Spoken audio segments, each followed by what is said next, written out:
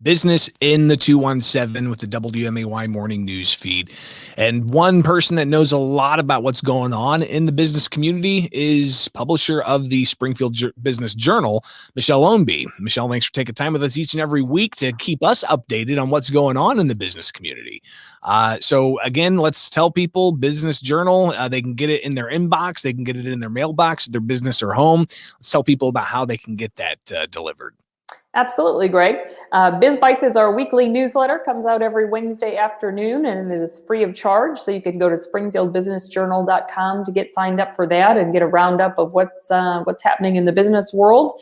And of course, you can also sign up for the print edition, as you mentioned, get that delivered to your home or office, and you can do that through the website as well. So let's get to some business happenings in the area.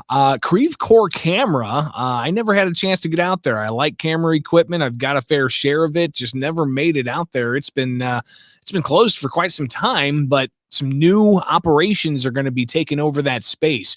What's going on there? Right. So Creve Core Camera actually closed in 2019. As you mentioned, it's been a little while. That was not something we can blame on COVID. And last week we had talked about the new gourmet hot dog restaurant opening right across the street from Portillo's. This is actually right there in the same strip center. So they will be completely full once this takes place. They are subdividing that Creve Core Camera space for two new tenants. One will be Sean Miller. He's a U.S. Air Force veteran who opened his own Allstate insurance agency in February of last year. In retrospect, maybe, not the greatest timing, a month prior to COVID, but he's been out there back behind Bella Milano and says he's not getting a lot of visibility or traffic. So he's just looking to be in a more prominent location.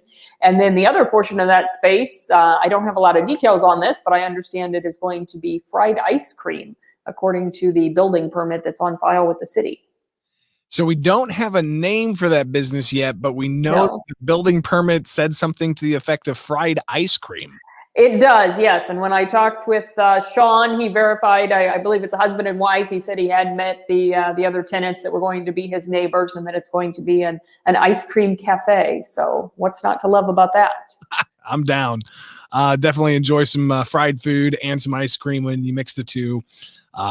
That's heaven. All right. Other business happenings. Of course, we're talking with Michelle Ownbey, publisher of the Springfield Business Journal. And it's, again, not just Springfield you guys keep an eye on. It's the Springfield area. So what's going on in Rochester with a new bakery? Absolutely. So yes, Mockingbird Bakery just opened on Friday. Had a chance to chat with Catherine Elder yesterday. She is the owner. She's actually a professionally trained pastry chef, baker, all that. She's worked in Chicago and New York and some of the big cities before moving to Springfield about 10 years ago. And then she had taken some time off when her kids were young. But now she says she's ready to launch her own business venture. And she's combining her love of books and her love of baking. So there's actually a little free library inside the bakery. And she said she had a bookshelf custom made to match her countertop. So she's doing all kinds of, cakes, pies, pastries, custom orders, things like that. And she's there in that silo area in Rochester with there's quite a few small businesses in that little cluster. And she said that was one of the things that appealed to her about being in that area. It's just down the road. So if people are looking for a different type of bakery, they can find that there with Mockingbird Bakery in Rochester opening up.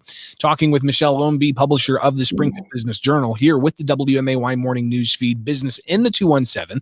And I've never heard of a creative reuse marketplace, but there's going to be one downtown Springfield. What do you know about it? Yes, well, I'm pretty familiar with it actually, and very excited about this new venture. You may know Adina Rivas. She's the waste and recycling coordinator for the city of Springfield. But this is not a city project. This is something she's doing entirely on her own, out of her own passion for keeping things out of the landfill. If you've ever been to Champaign, they have a place called the Ideas Store, and she said she really modeled it after that. So the idea is they're a nonprofit. They accept donations of things that people might otherwise throw away. Let's say you've got a jigsaw puzzle that's missing a couple pieces, or a board game that's not all there. Just all kinds of items, corks to wine bottles. Not that you drink wine, but if you did, you might have a lot of corks laying around your house. things like that. You can donate to them and they will do one of two things with it. They make some super cool artwork. So if you are not artistically inclined like me, you can purchase the art already made. Or if you're, the crafty type, the artistic type, and you want to do your own thing, they will have items that you can purchase in bulk or have these materials that you can buy and use them to complete your own projects. So it's really a very cool concept. And they also have a workforce training program as part of it. Michelle, I bet that type of store is just right up your alley with all the work you've done in the Enos Park neighborhood, taking older homes and repurposing them, revitalizing them. So is that the type of stuff people are going to be able to dive deep into with Creative Reuse Marketplace? Well, some of it might be on what we would call the architectural salvage side of things, but it's more about things in your home that might otherwise end up in the landfill. And in fact, if you go to their website, they have kind of a room by room guide of things that they could use if you're looking for ideas on what to donate. But it is actually tied to the Enos Park neighborhood. I'm glad you mentioned that. They're currently operating under the umbrella of the Enos Park nonprofit because they received funding from the Women for Women group that's part of the Community Foundation, and they've partnered with Inner City Mission, which is also located in the Enos Park neighborhood, and started a workforce training program for residents. So the idea is that a lot of the single moms that may need to learn some job skills or gain additional workforce experience will participate in this program, kind of like what Wouldn't It Be Lovely does through the Douglas Avenue Methodist Church. They've got the program where they train the ladies in how to refinish furniture and paint and stain and things like that. So very similar concept, but different materials, if you will. So these are just some of the things happening in the community when it comes to the business sector. We like bringing it to you here with Business in the 217. Michelle Ownbey, Springfield Business Journal publisher. Again, tell us how people can get a copy. Just go to springfieldbusinessjournal.com and get signed up for either the digital or print edition or both.